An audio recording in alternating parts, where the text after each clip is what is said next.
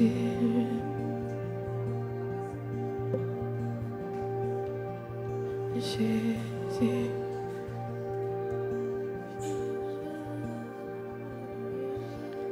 Amen. Amen. Est-ce qu'on peut acclamer notre Dieu ce matin?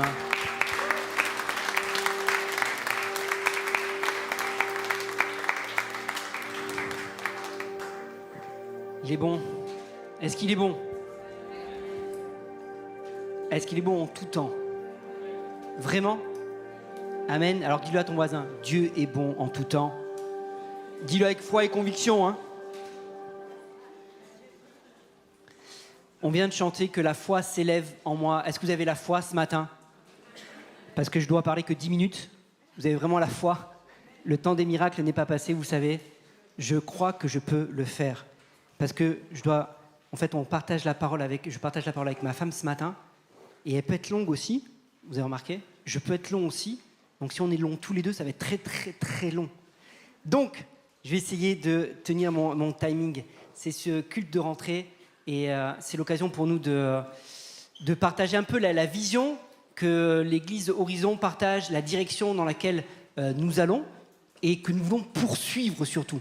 On n'a pas reçu une nouvelle direction particulière, un changement de direction, mais on veut poursuivre dans ce que le Seigneur nous a communiqué depuis plusieurs temps maintenant. Et il y a deux axes principaux par rapport à cette vision. Le premier, c'est la mission que Jésus nous a laissée et pour laquelle on doit continuer de travailler. C'est bien sûr, faites de toutes les nations des disciples. Et ça reste l'axe majeur dans lequel on veut travailler. On va voir quelques détails après. Et la deuxième vision par rapport à cette église, c'est vraiment faire de cette église une maison de prière. On en a souvent parlé et Audrey développera un peu plus cette partie-là. Matthieu 28, verset 18, c'est Jésus est mort, il est ressuscité, il est allé voir ses disciples et c'est juste avant qu'il s'en aille monter vers le Père. Il dit ceci, Jésus s'approcha d'eux et leur parla ainsi, j'ai reçu tout pouvoir dans le ciel et sur la terre. Allez donc dans le monde entier, faites des disciples parmi tous les peuples, baptisez-les au nom du Père, du Fils et du Saint-Esprit et apprenez-leur à obéir à tout ce que je vous ai prescrit. Et voici, je suis moi-même avec vous chaque jour jusqu'à la fin du monde. Amen. J'aime bien cette introduction où Jésus dit « Tout pouvoir m'a été donné sur la terre et sur le ciel ». Et surtout la conséquence de cette parole. Parce que tout pouvoir m'a été donné, on aurait pu s'attendre à beaucoup de choses, mais ce que Jésus demande, parce que tout pouvoir lui a été donné, il demande qu'on fasse des disciples. Et ça peut paraître un peu paradoxal, on pourrait croire que parce que tout pouvoir m'a été donné, allez conquérir le monde et assujettissez les nations. Non, non, c'est effectivement tout pouvoir lui a été donné, mais il ne s'agit pas d'assujettir et de conquérir le monde par la force ou d'imposer quoi que ce soit, mais c'est de faire des disciples. Et faire des disciples, ça commence par l'acceptation, ça commence par la bienveillance et ça commence par l'amour évidemment. Parce qu'on devient disciple pas par contrainte et par obligation, mais de manière volontaire. Amen. Et donc ça c'est important. Oui, tout pouvoir lui a été donné, mais c'est pas par la force qu'on doit imposer l'évangile, c'est pas par les forces des arguments ou quoi que ce soit, mais c'est par l'amour et par le rendre les gens de manière volontaire, de leur plein gré. Et j'espère que vous tous qui avez été baptisés ici, personne n'a été baptisé sous la contrainte, sinon on peut en rediscuter. Mais si vous êtes là ce matin, j'espère que ça a été de votre plein gré, sauf peut-être les enfants qui sont là parce que les parents ne leur ont pas laissé le choix. Ça, c'est notre histoire. Mais pour vous autres, j'espère que vous êtes là ce matin parce que vous aviez envie d'être là et parce que vous avez choisi d'être disciple de Jésus. Donc, la mission de l'Église, avant toute chose, c'est pas d'être un club social, c'est pas de se rencontrer, de boire un bon café après le culte, même si c'est sympa. C'est pas d'avoir des bonnes relations entre nous, même si c'est sympa. Et je suis très content de vous connaître, hein, ok ? Mais la mission de l'Église avant tout, c'est de faire des disciples. C'est de faire des disciples. Et faire des disciples, ça passe par enseigner. Jésus le dit à la fin, hein, il dit « Apprenez-leur à obéir à tout ce que je vous ai prescrit ». Et vous l'avez remarqué, c'est ce qu'on s'évertue de faire depuis plusieurs dimanches, en reprenant vraiment tous les enseignements de Jésus un par un. Parce que ça fait partie de ce que Jésus nous a demandé, d'enseigner ce que Jésus lui-même a prescrit. Je me suis rendu compte, vous savez, au fil des années, que moi-même en tant que prédicateur, parfois j'avais tendance à prêcher sur beaucoup de choses et parfois à négliger les paroles de Jésus. Et j'ai l'impression que dans beaucoup d'églises, souvent on prêche sur beaucoup de livres de la Bible et souvent les évangiles, on prêche de moins en moins sur les évangiles. Je fais mais c'est dommage, je pense que Jésus nous a dit d'enseigner pas ce que les autres allaient recevoir, mais d'enseigner ce que lui avait même enseigné. Et d'apprendre à obéir à ce que Jésus lui-même avait prescrit. Et c'est pour ça qu'on prend du temps, dimanche après dimanche, pour revoir chapitre après chapitre, tous les enseignements de Jésus. Parce que ça fait pleinement partie de la mission de cette Église, d'aller dans ce que Jésus a enseigné. Amen. Évidemment, le dimanche matin n'est pas suffisant. Alors on essaie de mettre un programme en place plus complet pour d'autres choses. Pour ceux qui ne sont pas en courant, on a le lundi soir, ça va bientôt reprendre. On avait fait toute une série avec Jonathan, depuis le mois de mai, il me semble. Mais tous les lundis soirs, on a un enseignement approfondi sur, on voit toutes les bases aussi de c'est quoi être chrétien, c'est quoi être disciple. Et on revoit pas mal de choses. Vous pouvez nous rejoindre. Pour ceux qui sont intéressés, il y a déjà toutes les vidéos qu'on a faites qui sont accessibles, qui ont été enregistrées, tous les enseignements qui sont vraiment profonds, très détaillés, assez denses, mais qui sont vraiment une bonne base si tu veux devenir vraiment un disciple de Jésus. Et peut-être que tu dis, ouais, bon, moi, ça fait des années que je suis chrétien, j'ai pas besoin de ça. Je t'assure qu'il y a peut-être des choses que tu n'as jamais vues ou que tu n'as jamais apprises dans ces cours-là. Donc, je t'invite vraiment à pouvoir à te renseigner sur comment rejoindre ce groupe-là, comment participer. C'est le lundi soir en Zoom, voilà. Et les vidéos sont sur YouTube, mais elles ne sont pas forcément en accès libre. Il faut juste avoir le lien pour pouvoir y accéder. Mais donc, il y a le lundi, dimanche matin, il y a le lundi soir, il y a les groupes rencontres. Est-ce que vous savez qu'il y avait des groupes rencontres dans cette église? Si vous ne le saviez pas, vous le savez maintenant. Non, mais c'est important parce que je me rencontre, ça serait un peu bizarre de se rencontrer soi-même, mais je me rends compte qu'il y a parfois, en discutant avec des gens, on leur dit, mais pourquoi tu ne fais pas ça aussi? Telle activité ou telle activité dans l'église ou telle réunion font. Ah bon, il y a telle chose dans l'église? Bah oui, on en parle quand même tous les dimanches aux annonces. Donc si vous n'étiez pas au courant, il y a des groupes rencontres qui vont bientôt reprendre. Et c'est une fois par semaine, cette fois-ci, c'est pas en Zoom, mais c'est bien en présentiel, dans une maison ou une autre. Et ça, c'est Frère José, qui est là-bas, avec sa fille. Frère José, raconte-nous une histoire. Qui vous raconte une histoire le jeudi soir, souvent, chez lui. Et il n'y a pas que chez lui, évidemment, mais c'est aussi un temps de discipulat, un temps où on peut approfondir les messages qui sont apportés le dimanche et le temps de partager aussi entre frères et sœurs, de prier aussi. Et ça, c'est aussi un bon temps pour pouvoir faire du discipulat. Il y a la prière le mardi soir. Amen. On était 5 mardi dernier. Amen. Mais on était là, on a prié. Et même si on n'était que 2, on prierait quand même. Parce que la Bible nous dit que là où 2 ou 3 sont assemblés en son nom, il est au milieu de nous.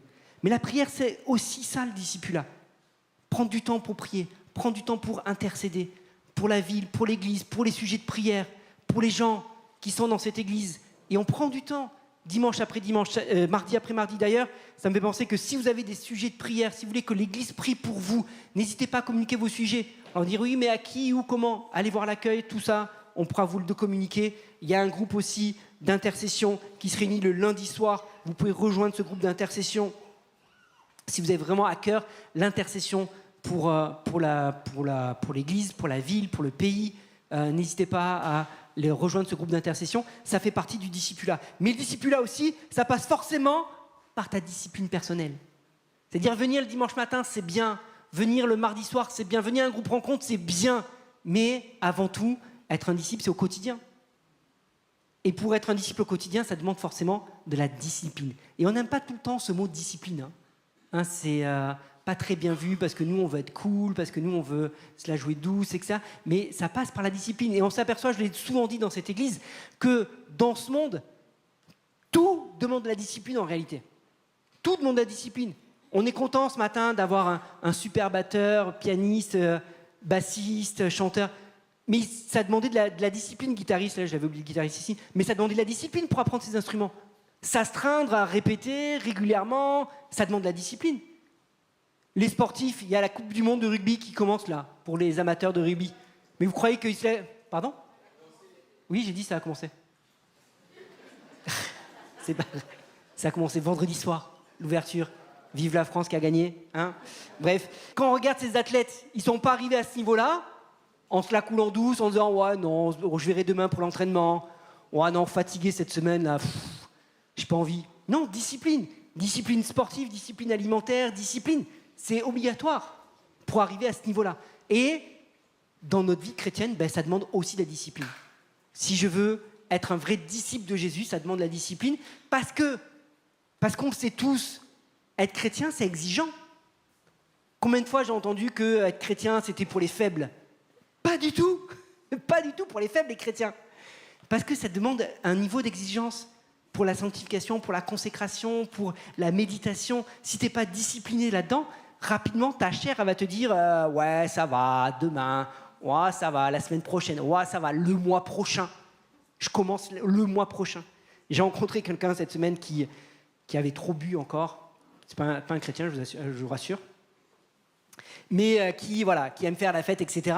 Et je lui dis, quand c'est que t'arrêtes? Parce qu'il s'était couché à 6h du matin, il commence à bosser à 11h, un peu compliqué. Hein. Et je dis, mais quand c'est que t'arrêtes? Il me fait, ouais, le mois prochain. Pourquoi le mois prochain? Pourquoi commencer le mois prochain? Et parfois dans nos vies, c'est ça, c'est, bon allez, on est en septembre, en janvier, à la rentrée de janvier, je commence. Je me mets carré. Pourquoi attendre? On commence demain. Mais la discipline, c'est important. Donc oui, nous, l'Église, on veut vraiment marcher dans cette vision-là de faire des disciples. Et on veut le dimanche matin, le mardi soir, les groupes rencontres, les groupes d'intercession, le lundi soir pour l'étude, pour les bases de la foi. Mais ça ne peut pas réussir dans ta vie si toi-même, tu ne le cherches pas et si toi-même, tu ne le mets pas en place. En plus de ça, on l'a déjà vu ce passage-là dans Matthieu chapitre 11, verset 29, mais Jésus dit « Prenez mon joug sur vous et mettez-vous à mon école, car je suis doux et humble de cœur, et vous trouverez le repos pour vous-même. Oui, mon joug est facile à porter la charge, facile à porter, et la charge que je vous impose est légère. » Le joug dont parle Jésus à ce moment-là, c'est son enseignement. Donc être disciple de Jésus, ce n'est pas quelque chose à la base qui est censé être difficile sur le plan spirituel, ou sur le plan psychologique ou moral, parce que Jésus dit lui-même « Mon joug est facile et léger ». Et pour quelle raison il peut affirmer cela? Parce que lui-même, il nous dit qu'il est avec nous jusqu'à la fin du monde. Et il est avec nous justement pour nous aider. Alors oui, ça demande de la discipline, oui, ça demande un petit peu d'effort, parce qu'on n'a pas toujours envie, il faut se battre un peu contre notre chair. Mais être un disciple de Jésus, Jésus nous dit que son joug, son enseignement est facile et léger. Que son enseignement, on peut y arriver. Parce qu'il est avec nous. Amen. Donc ça c'est vraiment le premier point important, faire des disciples. Nous on met tout en place pour vous aider, pour vous accompagner à être des vrais disciples de Jésus. Des disciples fidèles, constants, ça passe par votre discipline, mais sachez aussi que c'est votre rôle à vous, et je termine avec ça, c'est votre rôle à vous aussi de faire des disciples. C'est pas juste le rôle de l'Église. C'est-à-dire qu'un disciple fait des disciples. Un vrai disciple fait des disciples. Parce que, comme on l'a dit souvent, je ne peux pas faire des disciples, je ne peux pas faire de tes enfants des disciples. C'est à toi de faire de tes enfants des disciples. C'est à toi de parler à tes amis, à tes voisins, à ta famille, à tes collègues, à ton entourage. Ça, c'est ton rôle. Donc, si tu es disciple de Jésus, tu dois aussi faire des disciples. Et nous, on veut te donner les outils nécessaires pour cela. Mais à un moment donné, il faut que tu prennes aussi ta responsabilité, ta charge pour faire ça. Amen. C'est la premier axe de cette église, vraiment faire des disciples. Je laisse la place à mon épouse.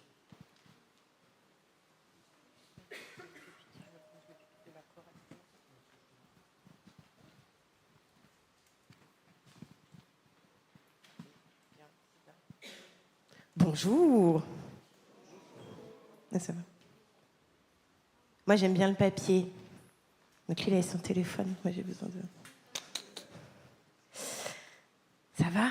Toujours?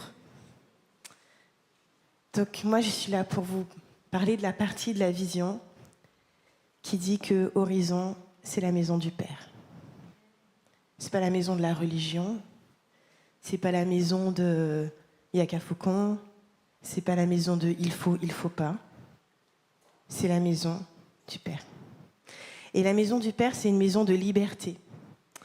Et ce que Dieu nous disait, c'est que cette maison est et sera un lieu de guérison interne, physique, spirituelle, qu'il y aura des délivrances, des chaînes qui tombent, et que la vérité sera restaurée et rétablie à sa bonne place d'autorité dans la vie des gens. Et le verset qui parle de ça, l'un des versets en tout cas, on le trouve dans Marc 16, c'est versets 17 et 18 qui dit « Voici les signes qui accompagneront ceux qui auront cru. En mon nom, ils pourront chasser des démons, parler de nouvelles langues, attraper des serpents, et s'ils boivent un breuvage mortel, celui-ci ne leur fera aucun mal. Ils poseront les mains sur les malades et ceux-ci seront guéris. » Est-ce que vous êtes d'accord avec ça? C'est la parole de Dieu, et il vaut mieux être d'accord si tu es ici. D'accord? Bon. Mais ce qui est hyper intéressant, c'est qu'il y a toute une liste de signes, d'accord, que Jésus donne. Le premier des signes qu'il donne, c'est « ils pourront chasser des démons ». Et pourtant, nous, ce n'est pas forcément la première chose qu'on recherche quand on approche quelqu'un. Et il ne s'agit pas de mettre comme l'emphase sur ça, ce n'est pas le but. Mais ça veut dire que le premier signe, c'est un déclenchement de liberté dans la vie des gens. Amen. Et tout à l'heure, on l'a chanté, les chaînes qui tombent. Donc on croit qu'on va voir des chaînes tomber. Et on a Jean 8, 32 qui dit « Vous connaîtrez la vérité et la vérité vous affranchira ». Parfois, on est là et puis on se débat avec tout un tas de choses, tout un tas de pensées, un tas de situations, de circonstances. Et on se dit, mais comment je vais m'en sortir? Comment je vais m'en sortir? Et en fait, Jésus dit, c'est la vérité qui rend libre. OK? Oh, waouh, vous êtes tellement endormis, ça va pas du tout. C'est la vérité qui rend libre. La vérité, c'est la parole de Dieu. Donc le fait d'entendre la parole de Dieu te rend libre. Le fait de l'entendre et de la mettre en application dans une dynamique de discipline te permet de cultiver cette liberté. OK? Ensuite, le Seigneur me disait, la maison du Père, c'est aussi la maison des merveilles. Et là, je vais préciser ce qu'on entend par merveille. En fait, il y a 1 an, le Seigneur m'a donné une vision. Donc, vision, donc je traduis si jamais ils ne sont pas trop familiers de cela. En fait, c'est comme une image dans ma tête, mais il me parle au travers d'une image. Et je vois une boîte à bijoux, une belle boîte à bijoux avec tout un tas de bijoux à l'intérieur, de formes différentes, de couleurs différentes, de tailles différentes. Et en fait, Dieu me dit, tu vois, cette boîte à bijoux, c'est Horizon. Et chaque bijou à l'intérieur, c'est une personne. Et tu observeras que aucun bijou n'est semblable à un autre. Parce que chacun d'eux est unique et particulier, et que j'ai un plan sur mesure pour chacun d'eux. Et ça, c'est ce qu'il me disait il y a 1 an. Et pour cette année, il me parlait de la notion de polir, de façonner, de travailler la pierre précieuse pour qu'elle puisse ensuite être utilisée et sertie sur l'anneau qui va bien, ou le collier qui va bien, ou le bracelet qui va bien. Et donc, c'est la dimension de travail personnel pour marcher dans la liberté acquise, pour se l'approprier réellement. En fait, il s'agit de travailler à sa consécration et à sa sanctification personnelle pour vraiment devenir la personne que Dieu veut que tu sois et pour passer de nouveaux paliers. On est d'accord? Personne ne veut stagner. Genre, qui veut stagner dans sa vie? C'est qui se dit « Ah, waouh, j'ai le même boulot, il ne me plaît pas et je veux rester là toute ma vie. » Il n'y a personne qui dit ça. Quand ça commence à chauffer à ton travail et ça ne te plaît pas, tu commences à regarder des offres d'emploi, LinkedIn, Monster, Pôle emploi, je ne sais quoi, d'accord? Quand il y a une situation qui ne te plaît pas, tu commences à rechercher le moyen d'en sortir. Et c'est naturel. Et on fait ça parce que personne n'aime rester dans une situation qui est désagréable. On est d'accord? Qui aime rester dans une situation désagréable? Non, personne. Qui veut évoluer? On veut tous évoluer et on va évoluer tous ensemble. Mais cette dimension de façonnage, en fait, ne peut se faire qu'avec notre concours et notre accord. C'est l'argile qui se laisse faire sous les mains du potier. C'est l'ouvrage qui se plie aux exigences du maître. Et on trouve ça dans le livre de Jérémie, au chapitre 18, versets 5 à 10, qui dit « Et la parole de l'Éternel me fut adressée en ces mots. Ne puis-je pas agir envers vous comme ce potier, maison d'Israël, dit l'Éternel. Et j'ai envie de dire, ne puis-je pas agir envers vous comme ce potier, maison d'Horizon, dit l'Éternel. Voici comme l'argile est dans la main du potier, ainsi vous êtes dans ma main, maison d'Israël. Soudain, je parle sur une nation, sur un royaume, d'arracher, d'abattre et de détruire. Mais si cette nation sur laquelle j'ai parlé revient de sa méchanceté, je me repens du mal que j'avais pensé lui faire. Et soudain, je parle sur une nation, sur un royaume, de bâtir et de planter. Mais si cette nation fait ce qui est mal à mes yeux et n'écoute pas ma voix, je me repens du bien que j'avais eu l'intention de lui faire. Et en fait, on retrouve encore une fois cette notion d'obéissance et de désobéissance, de suivre ou de ne pas suivre ce que Dieu nous demande et ce qu'il nous recommande. Donc, quand il y a cette notion d'obéissance qui est là et qu'on marche dans l'obéissance, Dieu dit « Je me repens du mal que je voulais faire ». D'accord ? Ce qui nous fait penser à un autre passage qu'on trouve dans 2 Chroniques 7,14 qui dit « Si mon peuple, sur qui est invoqué mon nom, s'humilie, prie et cherche ma face, et s'il se détourne de ses mauvaises voies, je l'exaucerai des cieux, je lui pardonnerai son péché et je guérirai son pays. » Donc en langage clair et court, si tu agis mal, ne t'attends pas à ce que je te bénisse. C'est clair. Si tu me suis, je te bénirai. En résumé, très court. Et la question c'est, mais comment on obéit ?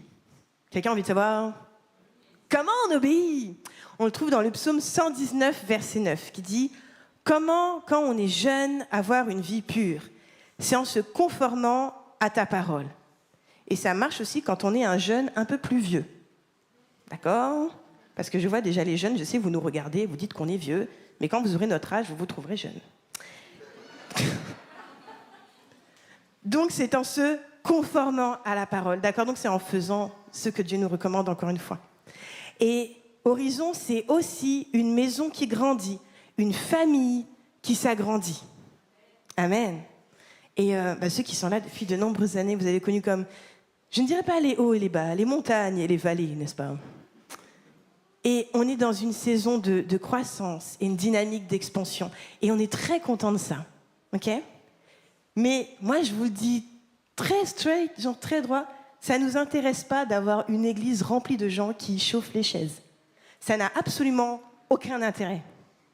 Si vous venez juste comme là, et puis, oh, waouh, on est content, on est nombreux, on est tous ensemble, wouh, chauffons-nous, ça n'a aucun intérêt. Ici, c'est la maison du Père.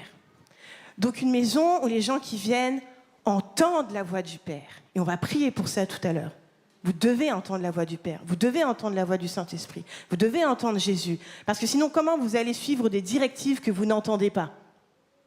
Et même si vous ne les entendez pas, comment allez-vous suivre des directives que vous ne lisez pas ? Puisque certains, vous ne lisez pas forcément la Bible régulièrement. Et ce n'est pas un reproche, d'accord ? On est tous comme en évolution et dans une marche. Mais c'est juste que si tu te coupes de la parole de Dieu, mais comment tu vas faire ce qu'il te demande ? Mais tu ne peux pas faire.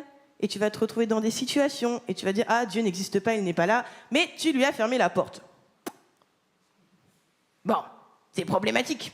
C'est comme si tu dis à un ami « Ah, viens m'aider à faire les travaux chez moi au hasard. » Nous, on a refait notre salon cet été. « Oh, viens m'aider à faire les travaux chez moi, mais je t'ouvre pas la porte. Mais il faut que tu m'aides, hein. Tu vas m'aider, Séverine. Tu vas venir m'aider à faire la décoration. Moi, je suis nulle. Mais je t'ouvre pas la porte. » D'accord ? C'est problématique. Si tu demandes de l'aide à quelqu'un et tu te tournes pour avoir du secours, il faut aussi ouvrir la porte. Et donc, la question, c'est comment faire des disciples, et donc pas juste des personnes qui viennent ici et on s'ambiance tous ensemble. C'est comment vous aimer. C'est comment prendre soin de vous. Comment mieux le faire en répondant à ce défi d'agrandissement et de dynamique de croissance. Et l'une des choses qu'on voulait vous partager, parce que Pasteur Nicolas a parlé déjà de ce qu'on met en place pour le discipulat, mais l'une des choses qu'on voulait vous partager par rapport au fait d'aimer et de prendre soin, c'est que cette année, on va s'efforcer de mettre en place des séminaires ciblés sur des thématiques assez spécifiques pour cette année, que sont la famille, le couple, les finances et la délivrance. Parce que c'est la vérité qui libère, parce que c'est la vérité qui affranchit. On doit donc vous communiquer cette vérité. OK ? Vous êtes contents ? Vous allez venir ?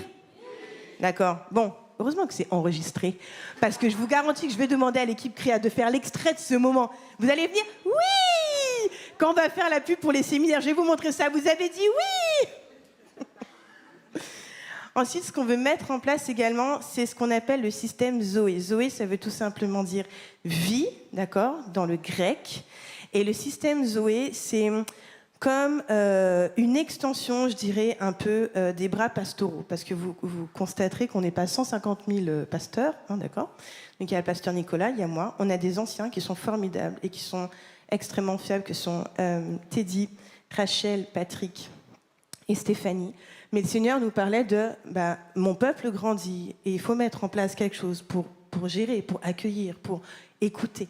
Et le système Zoé, c'est des personnes que Dieu nous a mis à cœur et que l'on va former pour, à minima, être capable d'écouter avec du discernement et de prier. Donc ce sont des gens à qui on a confiance et que l'on va former pour ça. Donc ils ne se substituent pas au rôle pastoral, mais ils sont comme une extension et un premier relais. Parce que des fois, après la célébration, on est tous comme affairés, occupés, et on n'arrive pas forcément à connecter avec tout le monde. Mais ces personnes-là, donc vous seront présentées, vous saurez qui c'est, bien sûr. Mais ces personnes-là, donc vous pourrez vous tourner vers elles en premier relais. Okay, de manière à pas comme attendre je ne sais pas combien de temps avant de parler à quelqu'un. Parce qu'après, on se retrouve avec des situations qui peuvent comme évoluer dans le temps et on s'en rend compte super longtemps après. Alors qu'il faut prendre soin des gens et prendre soin des brebis. Parce que c'est ce que fait l'Église. C'est ce que fait le Père. Il prend soin des gens. Et donc, ce sera une mise en place en 2024 pour les petits détails. D'accord ? Tout va bien ? Et donc, comment s'assurer que personne... Alors ça, c'était une question. Comment s'assurer que personne ne se sente comme un étranger ou mis à part dans la maison?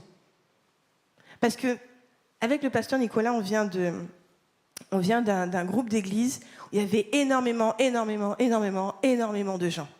Et en fait, tu peux te retrouver comme perdu dans la masse. Dépendant ce que pour toi est une masse. Il y a des gens qui peuvent se sentir perdus dans un groupe de 20, il y a des gens c'est dans un groupe de 100, des gens dans un groupe de 200. Mais en fait, ce qui est important, c'est que chacun se sente comme vraiment intégré et OK, et ici c'est safe, et je peux parler, et je peux être moi-même. Donc la question, c'est comment s'assurer que personne se sente comme à part. Donc, pasteur Nicolas a déjà parlé des déjeuners vision, OK, qui sont organisés régulièrement en cours d'année, donc en particulier en début d'année. Mais ensuite, on en organise d'autres en cours d'année pour les personnes qui n'auraient pas pu assister. On vous partage le fonctionnement de l'Église, les responsables de l'Église. On mange ensemble, nous persévérons dans la fraction du pain, également, comme il est écrit dans Actes. Il y a le café à la fin, il y a les groupes de maison, comme également a dit pasteur Nicolas. Il y a aussi les groupes Partage ta passion. Donc voilà, c'est des gens qui ont un talent et puis qui ont un cœur de le partager avec d'autres. Et c'est ouvert également à des personnes qui ne connaissent pas Christ, parce qu'on n'est pas là, genre, pour vivre entre nous. Eh oui! Il y a ici le groupe des jeunes adultes. Alors, les jeunes adultes, est-ce que vous êtes là? Oh, waouh, vous êtes tellement vivants ce matin, ça fait peur, hein? Oh là là, on dirait que vous avez trop de joie de faire partie du groupe des jeunes adultes. En plus, vous êtes tous là tout le temps. Voilà. Donc, les jeunes adultes. Le groupe des femmes, ouais, les ados, les enfants, en fait, tout un tas de groupes spécifiques à des saisons de vie pour apporter quelque chose qui soit adapté à chaque fois. Et puis... Donc, je voulais vous partager Acte 2, 42 à 47, qui est très intéressant, où en fait, ça parle de cette phase où l'Église primitive a commencé à grandir, en fait, et ça donne un peu la liste des prérequis, pour que ça arrive. Ils persévéraient dans l'enseignement des apôtres, dans la communion fraternelle, dans la fraction du pain et dans les prières. La crainte s'emparait de chacun et il se faisait beaucoup de prodiges et de signes miraculeux par l'intermédiaire des apôtres. Tous ceux qui croyaient étaient ensemble et ils avaient tout en commun. Alors, je vous rassure, c'est pas ce qu'on va faire, la suite. Ils vendaient leurs propriétés et leurs biens. On va pas faire ça, d'accord? Mais je vous explique le principe de on est ensemble et on est un corps. Bon, apparemment, ici, il y a des personnes qui disent amen. Vendez vos propriétés, n'est-ce pas, les frères? Je vous en prie. Et ils en partageaient le produit entre tous en fonction des besoins. Chaque jour, avec persévérance, ils se retrouvaient d'un commun accord au temple. Ils rompaient le pain dans les maisons et ils prenaient leur nourriture avec joie et simplicité de cœur. Ils louaient Dieu et avaient la faveur de tout le peuple. Le Seigneur ajoutait chaque jour à l'Église ceux qui étaient sauvés. Et donc, on voit qu'il y a toute une liste de choses qui doivent arriver avant que le Seigneur ajoute. L'enseignement, la communion fraternelle, la prière, la crainte de Dieu, l'unité, la joie, la simplicité de cœur et le fait de louer Dieu encore. Et le Seigneur ajoutait. OK ? Et enfin, Horizon, c'est une maison où le Seigneur se trouve quand même. Imaginez une église où il n'y a pas Dieu. Seigneur, on est là pour toi, mais t'es pas là. Mais bon, c'est pas grave, hein, on va s'ambiancer, quoi. D'accord ? Non, non, non, non, non. Une maison où le Seigneur se trouve, où sa présence demeure. Et donc, ça a l'air évident, mais on a un passage dans la Bible où il est fait mention de la gloire de l'Éternel qui quitte le temple. Et c'est dans Ézéchiel au chapitre 10 au verset 18 qui dit « La gloire de l'Éternel se retira du seuil de la maison et se plaça sur les chérubins. » Et dans la suite du texte, en fait, il explique que voilà, il voit les chérubins qui montent et puis la gloire était sur eux. Donc très clairement, c'est-à-dire que la gloire s'est barrée. Pour quelle raison ? À cause du péché qui était présent. À cause de la désobéissance du peuple. Et on ne veut pas que la gloire quitte la maison. Parce qu'on sait que là où il y a la gloire, là où il y a la présence, on sait qu'il y a aussi l'accomplissement de toutes les promesses que Dieu nous fait. Et donc, Dieu parle, Dieu promet, Dieu fait sa part, mais on a aussi notre part de responsabilité. Nous parlons aussi. Et nous devons parler une langue qui soit en accord avec ce que Dieu dit, ce que Dieu veut et ce que Dieu demande. Pas ce que nous, on a imaginé, ce qu'on veut, et puis on s'imagine des trucs et on croit que Dieu a parlé. Non, non, non. On parle ce que Dieu a dit. On déclare ce que Dieu a dit. On promet aussi en un sens, on s'engage, en tout cas, à faire de notre mieux. Et donc, on fait notre part. Amen. Et je voulais faire une... Amen. Moi, j'aime les enfants, ils sont spontanés. Je voulais faire une parenthèse, parce que tout à l'heure, le Seigneur me parlait de quelqu'un. En fait, quand on dit que Horizon, c'est la maison du Père, ça peut peut-être grincer pour certaines personnes qui ont eu des problèmes relationnels avec leur père, passé ou actuel. Parce que l'image et la relation que tu as eue avec ton père sur la terre, ou que tu n'as pas eu peut-être, que tu n'as peut-être pas connu, va venir affecter la perception forcément du Père céleste. Puisque tu vas dire, étant donné qu'un père c'est ça, et selon ce que tu as vécu, comme un père absent, un père violent, un père démissionnaire, je ne sais quoi, tu peux comme projeter ça sur la personne de Dieu le Père, en disant, mais qu'est-ce qu'il va faire pour moi ? Est-ce qu'il va vraiment être là ? Est-ce que tout ce qu'on me dit de ce Dieu-là, de ce Père-là est vrai ? Parce que moi, toute mon enfance et ma vie de jeune adulte, ça a été que des galères. Où on m'a écrasé, on m'a méprisé, on n'a pas tenu compte de moi. Pour quelle raison je devrais faire confiance aujourd'hui ? Et le Seigneur me parlait de ça. Et c'est pour quelqu'un qui est dans la salle. Et le truc, c'est que Dieu t'aime. Et ce n'est pas une vérité que tu peux entendre pour l'instant parce que tu ne sais pas réellement ce qu'est l'amour paternel.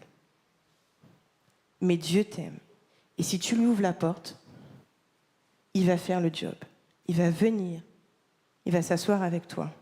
Il va dîner avec toi. C'est ce que dit la parole. La dimension de s'asseoir et de dîner. Vous savez, quand il y a ces repas familiaux, on est assis tous ensemble et puis on mange. C'est aussi des temps d'échange, des temps, il y a parfois des choses très profondes qui sortent dans les repas familiaux. Mais le Père, il veut s'asseoir avec toi, il veut manger avec toi, il veut discuter avec toi. Donc j'avance et je termine. Enfin, veillez et priez. C'est ce que dit Marc 14 au verset 38. Veillez et priez afin que vous ne tombiez pas en tentation. L'esprit est bien disposé, mais la chair est faible. Donc je vais donner un exemple, d'accord, très concret, pour illustrer ce point de l'esprit bien disposé, de la chair faible. Et je pense que personne ne se reconnaîtra dans ce point. C'est comme, par exemple, tu as un amour pour le chocolat.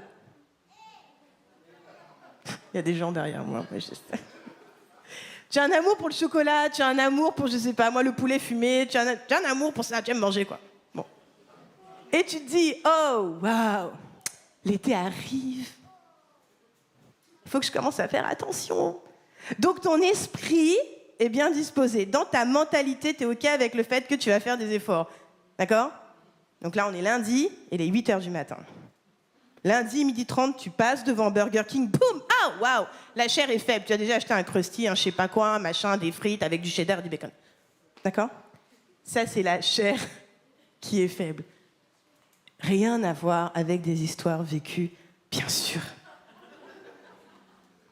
Donc, veillez et priez. Et donc, veiller et prier, c'est être la sentinelle et l'intercesseur, ou encore la sentinelle qui intercède, ou l'intercesseur qui veille.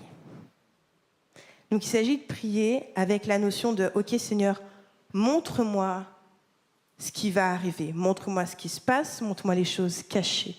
Parce que Dieu est un Dieu qui révèle. Et quand Dieu t'a révélé, tu peux te positionner. Mais des fois, certains d'entre nous, on est là, et puis on prend des coups, on ne sait pas d'où ça vient. C'est un peu comme... Vous savez, Jésus, avant qu'il soit emmené à la croix, on le prend, on lui voile en fait les yeux, et puis il le frappe, puis ils disent, maintenant, comme tu es fils de Dieu, et puis que tu es prophète, dis-nous qui t'a frappé. Dis-nous qui t'a frappé. Je pense que la vérité, c'est que Jésus savait, parce qu'il est Jésus. Parce qu'il est la parole. Parce qu'il est Dieu. Et donc il sait tout. Mais nous, on n'est pas Dieu. Et on n'est pas Jésus.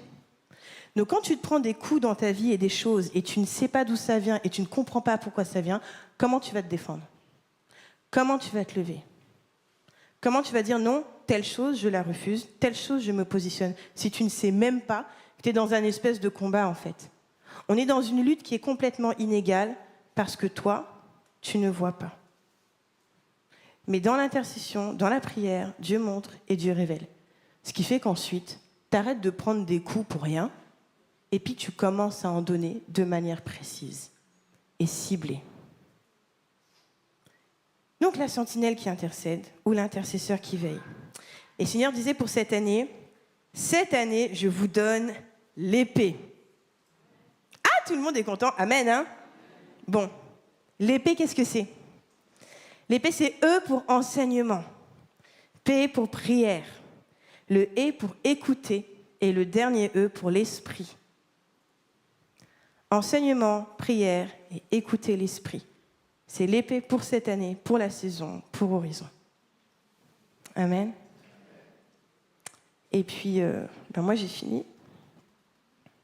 C'est bien. Et on avait à cœur de prier et de faire un appel, ce qu'on appelle faire un appel ici. La première chose qu'on avait à cœur, et puis je vais inviter les musiciens à revenir. La première chose qu'on avait à cœur, c'était... mais en fait, c'est quelqu'un qui sent dans son cœur, peut-être tu as entendu parler de Jésus, entendu, tu t'es jamais positionné, peut-être même tu es né dans l'église, entre guillemets, et tu t'es jamais positionné. Mais c'est l'occasion ce matin de rejoindre la famille du Père. Et donc, on veut prendre un temps pour prier pour cela, si c'est ton désir. Et du coup, si c'est ton désir, que tu puisses t'avancer dans l'allée, là, et on va prier avec toi. Donc, avec Pasteur Nicolas et puis Teddy, on va prier avec toi. La deuxième chose, c'est que si tu sens que dans un domaine de ta vie, ça bloque, ça coince, ça fight, tu n'arrives pas à obtenir comme une percée ou une victoire, on veut aussi prier pour ça ce matin. Parce qu'on a dit que Horizon, c'est la maison du Père et c'est une maison de liberté et de délivrance. Donc on veut parler pour ça, on veut prier pour ça, pour une dimension de délivrance et de guérison. Et enfin, si tu as à cœur de servir et t'engager dans la maison comme un serviteur, de venir servir au temple, de venir servir à l'autel, eh bien, c'est aussi le moment de te positionner. Et du coup, alors que la musique, elle commence, vraiment, si tu sens ces choses-là dans ton cœur, mais tu peux t'avancer. Et si tu n'oses pas t'avancer, tu peux simplement lever la main. Et puis, moi, je viendrai. Je viendrai jusqu'à toi pour prier. Amen.